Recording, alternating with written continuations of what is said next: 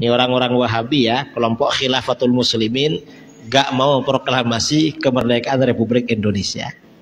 Padahal orang Wahabi di Saudi Arabia menganjurkan Al-Yaumul Watani, hari nasional berdirinya kerajaan Saudi Arabia. Dan mufti Wahabi di sana menganjurkan. Dan ini juga dalil Maulid sebenarnya, cuma Wahabi gak menerima.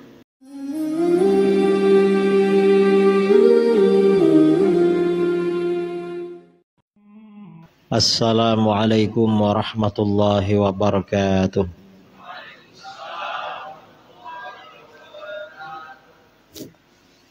Bismillahirrahmanirrahim. Alhamdulillahi rabbil alamin. Lahul hamdu wa lahul fadlu wa lahul ni'matu wa lahul thana'ul hasan. Asyhadu an la ilaha illallah wahdahu la syarika lah. Wa asyhadu anna sayyidana Muhammadan abduhu wa rasuluh. Allahumma salli ala sayyidina Muhammadin tibbil qulubi wa dawaiha wa afiyatil abadani wa shifaiha wa nuril abasari wa diyaiha wa qutil arwahi wa ghidhaiha wa ala alihi wa sahbihi wa barik wa sallim, amma ba'd. Para alim, para asatidz, para buya, para tuan guru yang saya muliakan dan saya hormati, jajaran para asatidz Sunanul Mustafa yang saya hormati, ada Ustadz Al-Nof, Ustadz Hanafi, Ustadz Khairuddin, Ustadz Faisal dan lain-lainnya. Juga pengurus Masjid Raya An-Nur, Ustadz terutama yang belum hadir, Ustadz Dr. Zulhendri Rais, dan para jamaah kaum muslimin dan muslimat yang hadir pada acara Tabligh Akbar malam ini, yang saya banggakan dan saya hormati. Alhamdulillah, bersyukur kepada Allah Subhanahu wa taala, pada bulan ini kita berjumpa lagi dalam kajian malam. Kira-kira sebulan yang lalu saya juga kajian di sini. Tema malam ini yang kita bicarakan adalah seputar tradisi-tradisi masyarakat Muslim Nusantara. Mengapa kita perlu membicarakan tradisi-tradisi? Maksudnya dalil-dalil tradisi masyarakat Muslim Nusantara. Karena di Nusantara ini, maksudnya di Indonesia dan sekitarnya, umat Islam Ahlus Sunnah wal Jamaah banyak memiliki tradisi. Tradisi itu berlangsung sampai sekarang, dan tradisi-tradisi itu merupakan simbol ajaran Ahlus Sunnah wal Jamaah. Kemudian tradisi-tradisi itu akhir-akhir ini ada ajakan provokasi dari kelompok-kelompok kecil di Nusantara, di Indonesia maupun di luar, untuk meninggalkan tradisi-tradisi itu. Sebenarnya sebagian tradisi itu ada yang memang ajaran sunnah, cuma karena sudah menjadi tradisi oleh mereka tidak tahu dalilnya, lalu disesatkan. Ada yang sunnah, ada yang memang tradisi tetapi sudah dilegalisir, sudah direkomendasi oleh para ulama kita dulu untuk terus dilaksanakan. Nah, sebenarnya yang perlu kita bicarakan masalah tradisi ini apa? Pertama, yang perlu kita tahu, Islam itu tidak anti budaya.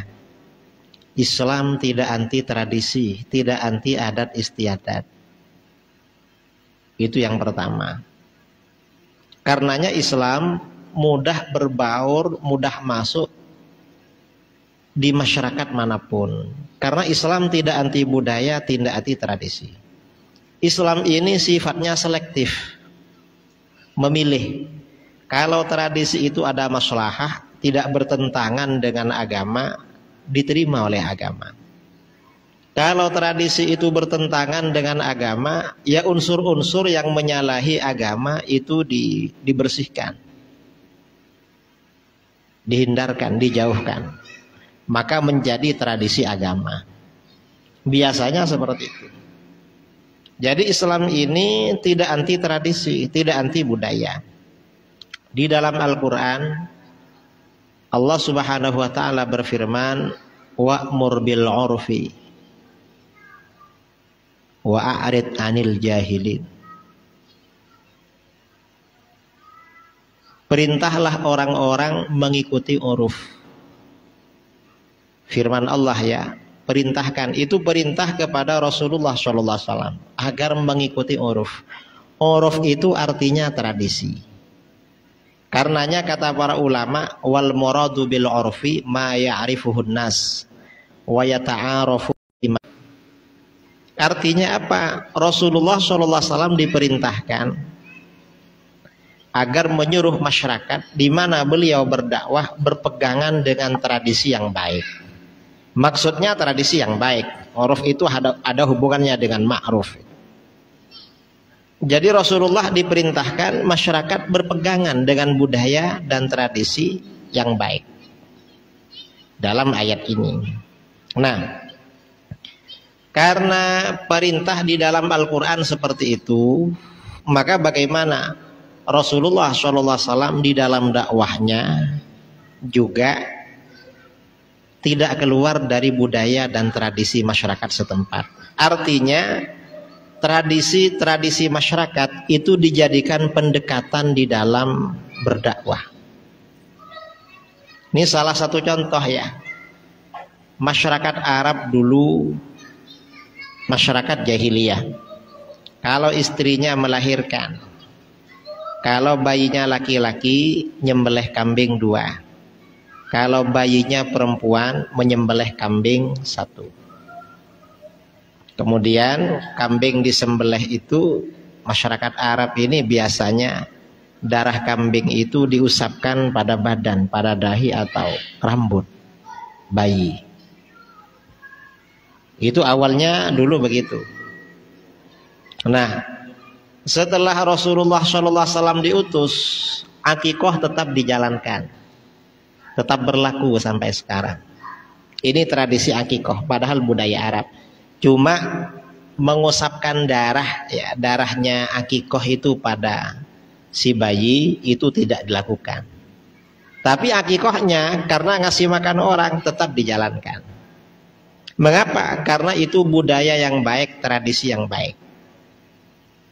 Tetap jalan sampai sekarang. Padahal itu dari jahiliyah. Sampai-sampai di dalam hadis, al-ghulam marhunun bi aqiqatihi. Seorang bayi itu digadaikan dengan akikohnya. Maksudnya digadaikan dengan akikohnya. Tafsiran sebagian ulama, riwayat dari Imam Ahmad bin Hambal. Anak ini kalau tidak diakikoi, tidak dikeluarkan akikohnya, perkembangannya lambat. Mestinya kalau sekolah nilainya 100, karena gak diakikoi maka nilainya 70. Mungkin kecerdasannya, kesehatannya lambat kalau gak diakikoh. Karenanya anak itu diakikoi sampai dia balik. Kalau sudah balik, mampu beli kambing akikoh sendiri aja. Atau bapaknya sudah meninggal gak diakikoi, nanti akikoh sendiri, bikin acara Sunanul Mustafa, makan kambing bareng-bareng gitu. Ini akikoh ya. Jadi memang diterima akikoh ini. Padahal itu dari budaya jahiliyah. Dan banyak di dalam kitab-kitab tafsir ya, kitab-kitab fikih, kitab hadis, sirah nabawiyah, budaya-budaya Arab yang diambil oleh Rasulullah SAW, lalu include di dalam hukum Islam, masuk dalam hukum Islam. Itu tradisi dari sebelumnya. Nah, artinya apa? Islam ini tidak anti tradisi. Salah satu tradisi yang asalnya dari luar Islam, bahkan dari Yahudi, itu puasa Asyura. Sebentar lagi, mungkin sebulan lagi ya, bulan Muharram ini puasa Asyura. Puasa Asyura itu dalam hadis riwayat Bukhari Muslim asalnya dari Yahudi.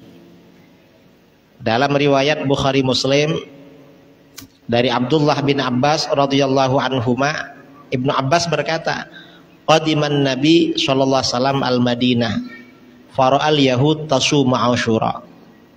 Nabi SAW datang ke kota Madinah. Sampai di Madinah, beliau melihat Yahudi puasa Asyura. Karena orang Yahudi puasa Asyura, ditanya oleh beliau, mahadza, apa ini? Kalian kok puasa? Kata Yahudi, hadza yaumun shalih. Ini hari yang baik. Hadza yaumun najjallahu azza wa jalla Musa wa qaumahu wa aghraqa Fir'aun wa junudahu. Pada hari ini Allah selamatkan Nabi Musa dan kaumnya ketika dikejar oleh Fir'aun ya. Wa auhayna ila Musa an asri bi ibadi. Kan suruh bawa pergi malam-malam orang Bani Israel. Jadi Nabi Musa dan kaumnya diselamatkan, sementara Fir'aun dan bala tentaranya dikaramkan, ditenggelamkan di laut, di lautan. Karena ini hari yang baik, fasamahu Musa syukran lillah. Maka Nabi Musa berpuasa setiap hari Asyura karena bersyukur kepada Allah. Jadi merayakan hari kemenangan. Kita di Indonesia setiap 17 Agustus merayakan proklamasi kemerdekaan. Ini hadisnya. Nabi Musa berpuasa setiap hari Asyura, merayakan kemenangan. Kita juga. Ini orang-orang Wahabi ya, kelompok Khilafatul Muslimin, gak mau proklamasi kemerdekaan Republik Indonesia. Padahal orang Wahabi di Saudi Arabia menganjurkan Al-Yaumul Watani, hari nasional berdirinya kerajaan Saudi Arabia. Dan mufti Wahabi di sana menganjurkan. Dan ini juga dalil maulid sebenarnya, cuma Wahabi gak menerima.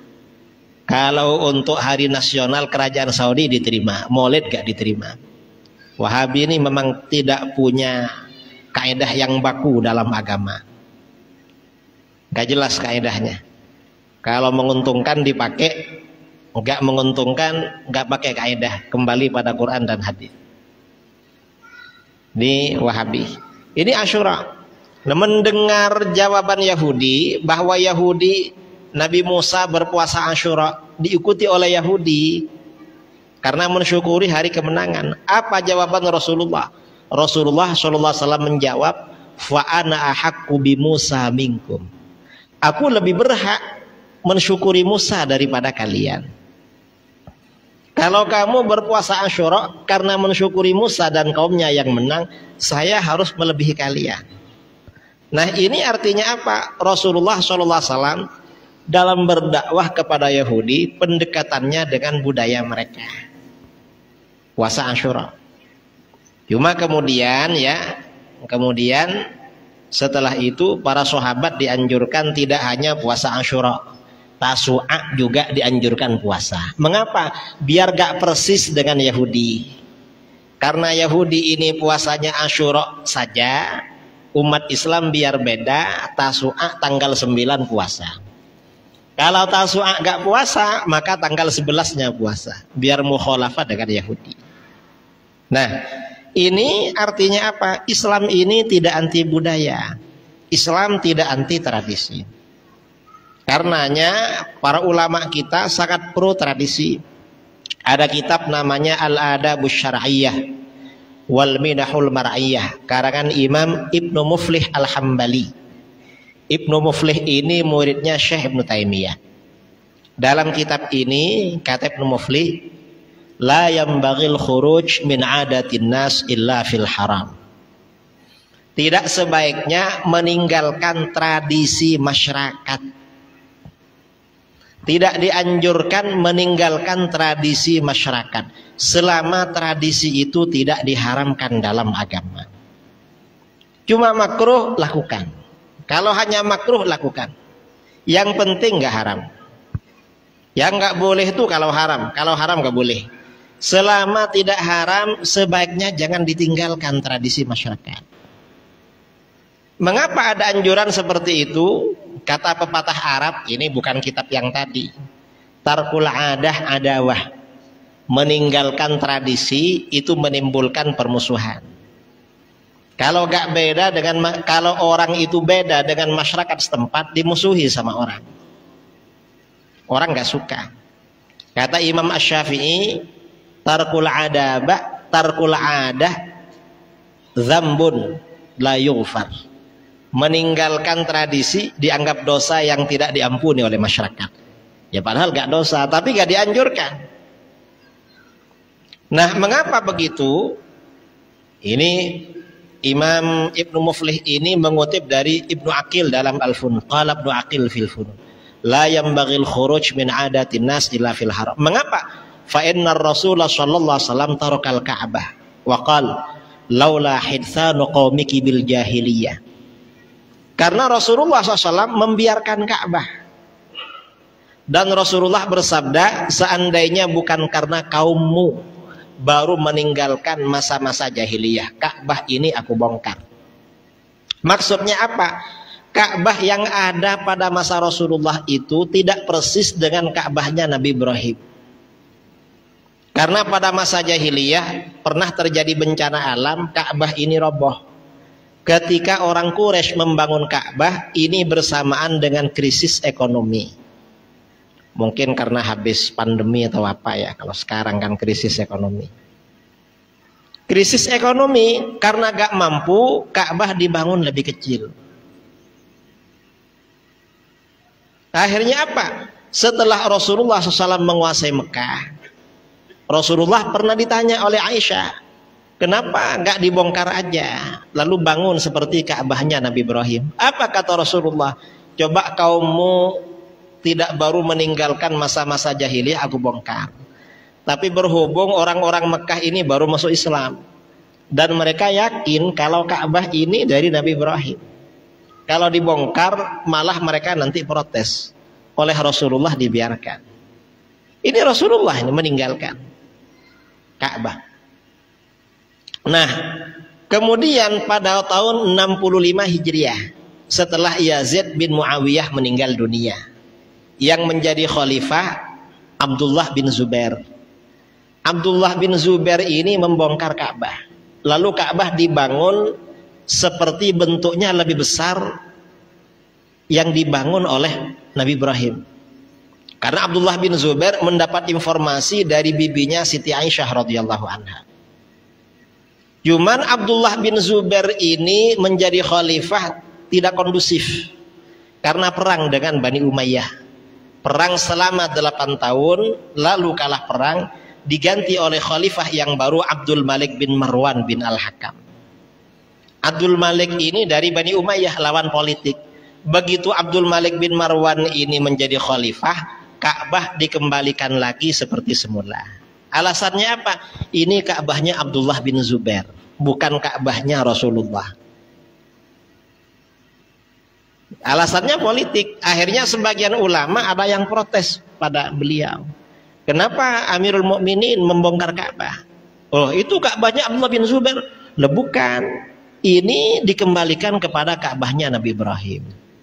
Cuma karena ini alasan gengsi atau apa ya, dalam dunia politik ini kan bukan benar atau salah, tapi menang atau kalah. Orang Pekanbaru jangan selalu bilang sebenarnya yang menang ini, bukan, kalah sebenarnya. Kita ini kalah. Walaupun banyak pendukung, kalah hitungan ya kalah juga. Karena dunia politik ini bukan seperti orang berdebat atau nulis kitab, bukan seperti itu.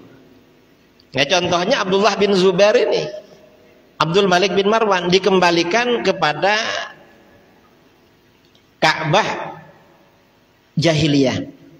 Kemudian lama kelamaan Bani Umayyah tumbang, diganti Bani Abbasiyah. pada masa Khalifah Harun ar-Rasyid al-Abbasi, Ka'bah ini mau dibongkar lagi, dikembalikan kepada Ka'bahnya Abdullah bin Zubair. Karena Ka'bah yang ada ini Ka'bahnya Bani Umayyah. Ini Ka'bah bid'ah, ikut Ka'bahnya jahiliyah. Oleh Harun ar-Rasyid mau dibangun lagi seperti Ka'bahnya Abdullah bin Zubair, persis Ka'bahnya Nabi Ibrahim. Akhirnya apa? Khalifah Harun ar-Rasyid minta rekomendasi dari para ulama, boleh enggak? Akhirnya apa? Waktu itu ada ulama nomor 1 di dunia, Imam Malik bin Anas. Apa kata Imam Malik bin Anas? Unsyidukallah ya Amirul Mukminin Allah taf'al. Aku ingatkan engkau pada Allah, hai Amirul Mukminin, jangan sekali-kali Anda lakukan. Jangan bongkar Ka'bah ini. Mengapa Imam Malik melarang membongkar Ka'bah? Kata beliau, inni akhaf an takuna mal'abatan bainal muluk. Aku khawatir Ka'bah ini menjadi mainan para penguasa. Setiap ada penguasa ingin menarik simpati rakyat, proyeknya bangun Ka'bah, sehingga dianggap sebagai pelayan Ka'bah, khadimul haramain, pelayan kedua tanah suci. Padahal penjual tanah suci, bukan pelayan. Jadi khawatir dijadikan proyek Ka'bah ini, kata Imam Malik. Fatazula haibatuhum yang qulubin nas. Akibatnya Ka'bah ini kehilangan wibawa dari hati masyarakat. Akhirnya Khalifah Harun ar-Rasyid gak berani. Karena Imam Malik ini masmu'ul kalimah, didengar ucapannya oleh dunia Islam waktu itu. Didengar, takut. Ini penguasa dulu takut sama ulama. Kalau sekarang ini ulamanya yang takut pada penguasa. Nah, ini artinya apa? Ka'bah aja yang ada sampai sekarang itu Ka'bah tradisi, saudara. Ka'bah jahiliyah, bukan Ka'bah yang sunnah, bukan Ka'bahnya Nabi Ibrahim ya, yang asli, yang Rasulullah gak berani merubah. Ini Ka'bah. Dari sini kata para ulama ya, para ulama, tradisi itu jangan ditinggalkan selama tidak haram. Kalau haram ditinggalkan. Nah, di masyarakat Nusantara ini banyak budaya, banyak tradisi. Dan kebanyakan tradisi masyarakat Nusantara ini hubungannya dengan makan-makan. Mengapa dengan makan-makan? Karena negeri kita ini kan negeri yang subur. Yang namanya hujan, apalagi di Pekanbaru, hampir tiap malam hujan itu. Karena hujan tiap malam ya, negeri kita ini subur, banyak ikan-ikan, banyak hewan ternak, banyak makanan. Produksi makanan negeri kita ini melimpah. Karena produksi makanan melimpah, bangsa kita senang makan. Karena senang makan, bangsa kita ini senang bikin budaya makan-makan, momen makan-makan. Kalau di Jawa, istrinya hamil dapat 4 bulan, ada kenduri makan-makan, namanya mapati atau telon-telon kata orang Jawa. Nanti dapat 7 bulan kenduri lagi. Nah, kalau di sini ada berapa bulan biasanya? 7 bulan ya.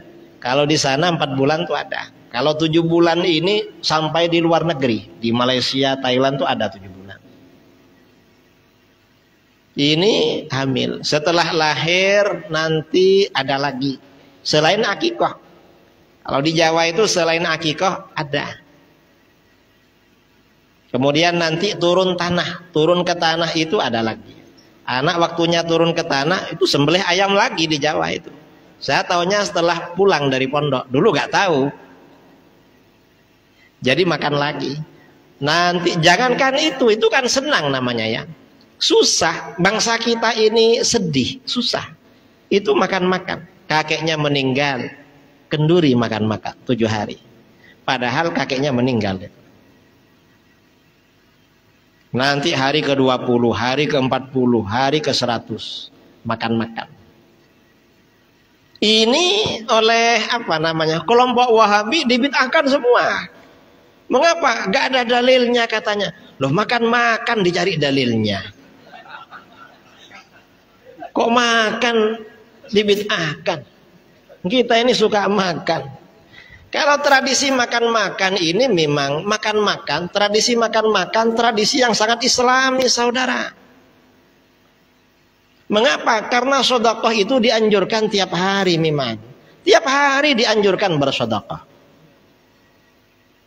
Badiru bis sedekah, bakiru bis sedekah. Fa innal bala la yatakhattaha.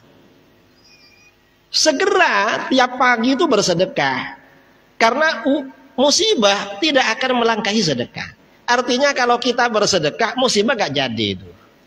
Tiap pagi suruh bersedekah. Ini cuma orang tua meninggal bersedekah marah-marah mereka. Rasulullah memerintahkan tiap pagi.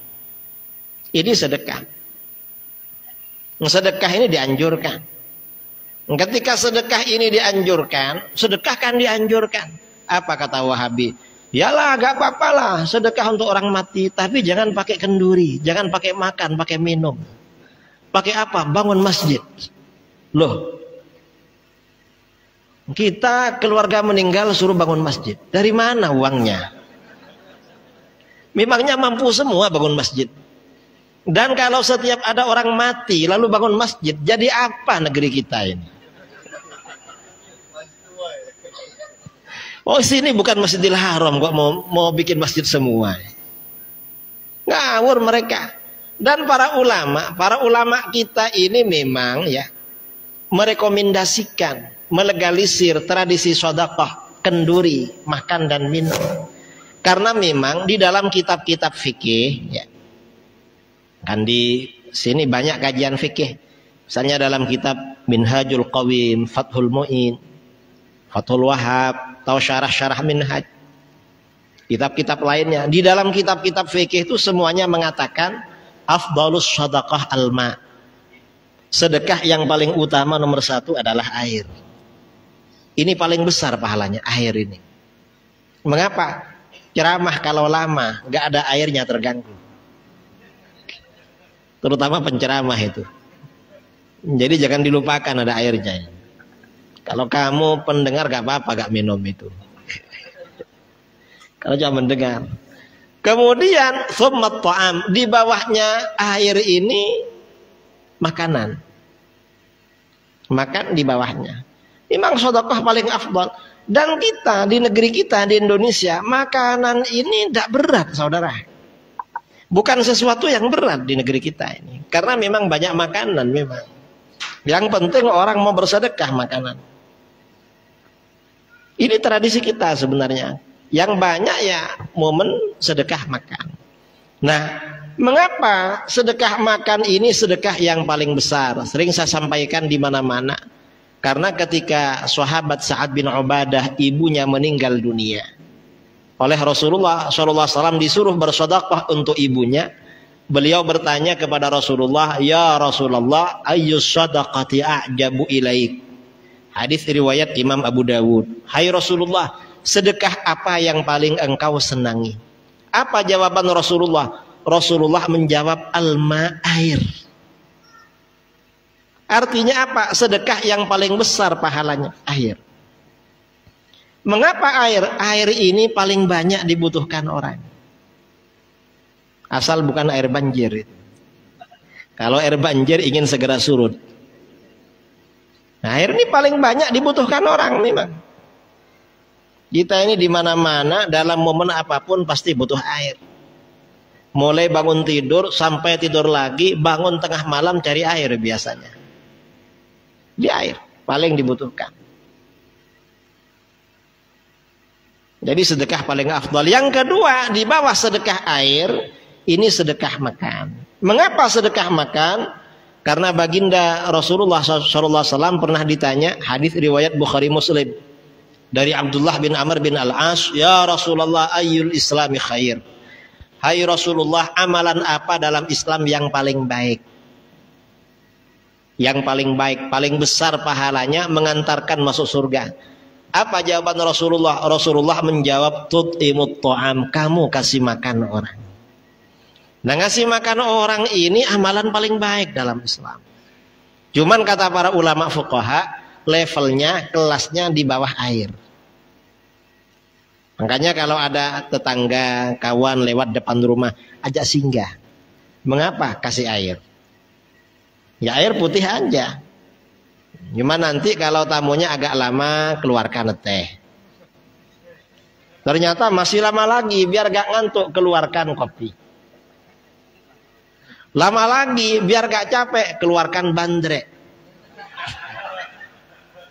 Kasih telur, biar tambah semangat bertamu itu. Nanti masih betah lagi, kita senang, keluarkan makan, ajak makan. Kadang-kadang orang tuh belit. Mengapa? Waktunya makan, karena ada tamunya gak makan juga itu. Nunggu tamunya pulang, ada yang begitu. Ya mestinya tamunya diajak makan, jangan korbankan dirinya. Itu kalau sakit lambung, kambuh itu saudara. Itu bahayanya orang pelit itu. Nah, ini artinya apa? Islam itu tidak anti budaya, tidak anti tradisi. Islam ini menerima budaya, menerima tradisi. Termasuk pakaian. Pakaian. Karenanya Islam di Nusantara ini mudah berbaur. Mengapa? Para ulama, para sayyid, para habib dulu terjun ke Nusantara. Pakaiannya langsung berpakaian Melayu, pakaian Jawa, pakaian ini. Berbaur memang dengan masyarakat itu. Bahkan dulu orang-orang Arab itu yang di Jawa punya nama-nama Jawa. Nama Arabnya punya, nama Jawanya punya juga. Ya mungkin yang di Melayu punya juga nama Melayunya dulu. Ulama-ulama yang berdakwah itu punya. Mengapa? Ya karena Islam tidak anti budaya, tidak anti tradisi. Ketika ulama-ulama kita mengislamkan masyarakat Nusantara, gak ngajak orang Nusantara menjadi Arab. Karena situasinya beda dengan Arab. Orang Nusantara ini kerjanya ke sungai, ke sawah, ke kebun, yang dilewati lumpur. Kalau pakai jubah terus, pakai gamis, repot kerja itu. Beda dengan di Arab. Di Arab gak ada air, enak pakai gamis itu. Karenanya budaya, tradisi dibiarkan oleh para ulama dulu. Ini dalil-dalil tradisi dan budaya Nusantara. Memang oleh para ulama dibiarkan. Karena Islam memang tidak anti budaya, tidak anti tradisi.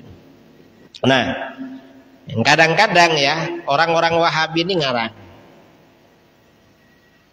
Ngarang apa? Kata mereka tahlil kematian 7 hari haram. Mengapa haram? Karena itu budaya Hindu.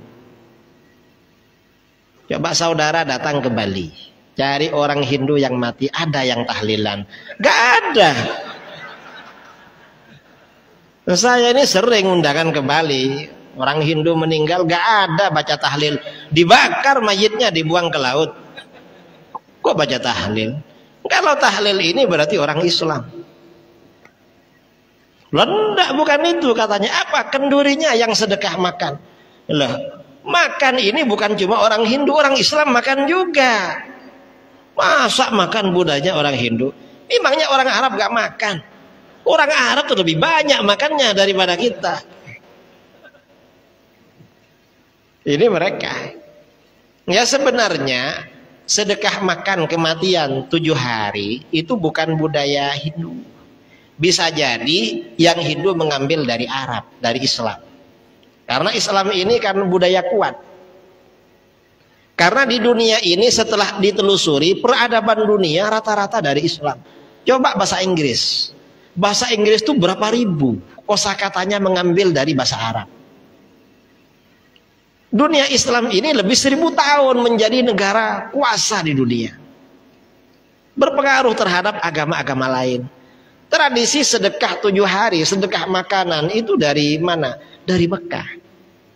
Imam Jalaluddin As-Suyuti dalam Al-Hawidil Fatawi sampai abad ke-10 tradisi it'amut ta'am selama 7 hari, ngasih makan 7 hari berlangsung di Mekah sampai masa beliau.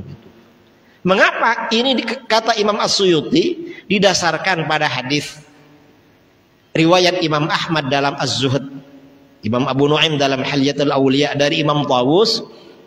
Imam Tawus berkata, innal mauta yuftanuna fi quburihim sab'an fakanu yastahibbun ayyut'ama anhum tilkal ayyam. Sesungguhnya orang-orang yang meninggal diuji di alam kubur selama 7 hari. Ujian dengan malaikat mungkar nakir itu lamanya 7 hari. Karena ujian alam kubur 7 hari, maka generasi salaf, sahabat dan tabi'in dulu menganjurkan sedekah makan selama 7 hari. Artinya apa? Tradisi selamatan 7 hari itu tidak murni Hindu. Islam punya juga. Ya mungkin bisa jadi yang Hindu meniru yang Islam. Karena Islam ini pernah menjadi budaya besar selama hampir 12 abad itu.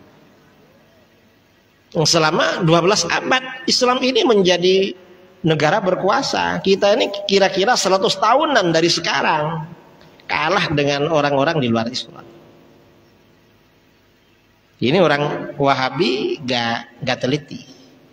Dan Wahabi ini banyak menganggap tasyabbuh, menyerupai agama lain dimutlakkan haram. Itu gak benar, saudara. Mereka pakai dalil. Apa dalilnya? Man tasyabbaha biqaumin fahuwa minhum. Siapa yang tasyabbuh, menyerupai suatu kaum, maka berarti termasuk golongan dari mereka. Orang Hindu bikin kenduri 7 hari. Hindu kafir. Maka orang Islam yang bikin kenduri 7 hari menyerupai orang kafir, katanya. Menyerupai orang kafir berarti haram. Ini kata mereka. Enggak seperti itu. Menyerupai budaya orang di luar Islam ini, kata para ulama, tasyabbuh ya. Tasyabbuh dengan orang di luar Islam itu haram, syaratnya ada 2. Apa saja? Yang pertama, ayyakunal fi'lu madhmuman fi syar'i. Perbuatan menyerupai itu memang perbuatan tercela menurut agama. Itu yang pertama. Kalau gak tercela gak apa-apa. Contoh tercela bagaimana? Orang-orang barat pakai tende. Apa tende itu? Yang laki-laki pakai anting-anting ya. Kadang-kadang bibirnya, kadang hidungnya, dikasih semua. Itu kan tercela. Meniru itu gak boleh itu karena tercela. Gak boleh. Ada yang pakai tende? Ada. Gak boleh itu, tercela itu. Dan orang pakai tende jangan dibilang calon Imam Mahdi. Gak benar itu. Masa seperti itu calon Imam Mahdi? Gak ada di sini. Gak ada ya. Dan gak ada begitu. Gak ada. Imam Mahdi bukan di Indonesia lahirnya. Di Madinah lahirnya. Pakai tende. Itu perbuatan tercela. Kalau gak tercela gak apa-apa. Gak tercela gak apa-apa. Kita ini ceramah pakai mikrofon. Ini yang bikin pertama orang Arab apa orang Yahudi? Orang mana ini? Pakai mic. Orang Yahudi apa orang Arab? Kadang di live streaming pakai HP. Ini produksi Arab apa produksi kafir ini? Kafir kan? Tapi orang-orang Wahabi HP-nya bagus-bagus itu. Tasyabbuh saudara. Ya gak apa-apa, karena ini bukan perbuatan tercela, gak masalah. Bukan perbuatan tercela. Yang gak boleh itu kalau tercela. Yang kedua, menyerupai budaya agama lain itu haram, ayyakuna biqasdit tasyabbuh. Menyerupai itu memang tujuannya menyerupai mereka.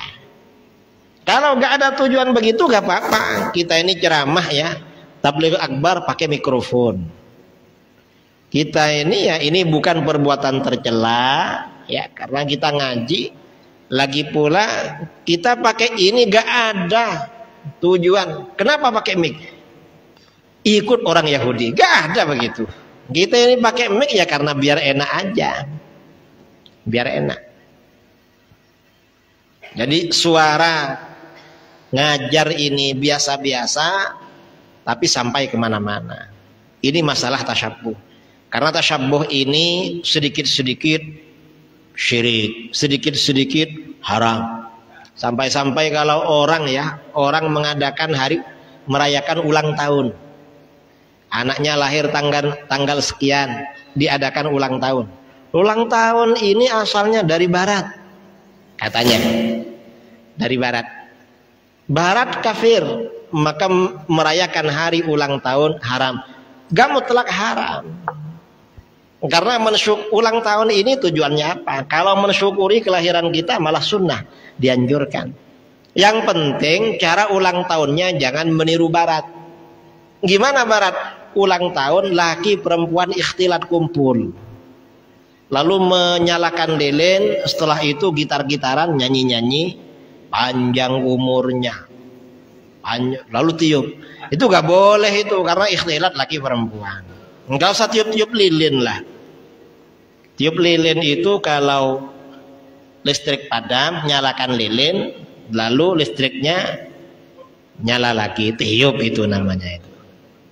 Kalau tiup lilin ya gak perlu seperti itu. Masalah ini karena ada sebagian saudara kita ini memang ketat sekali masalah tasyabbuh.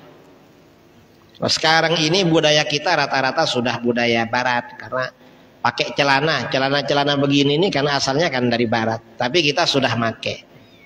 Ini sudah menjadi budaya global. Ya gak apa-apa kalau begitu. Yang penting niatnya, kok pakai celana ingin seperti orang Yahudi, gak boleh kalau begitu itu. Ya pokoknya pakai celana aja sudah. Nah, ini saya kira ya yang perlu saya sampaikan tentang pokok-pokok dasar-dasar budaya dan tradisi masyarakat di Nusantara. Dan para ulama kita dulu di dalam berdakwah memang pendekatannya budaya dan tradisi.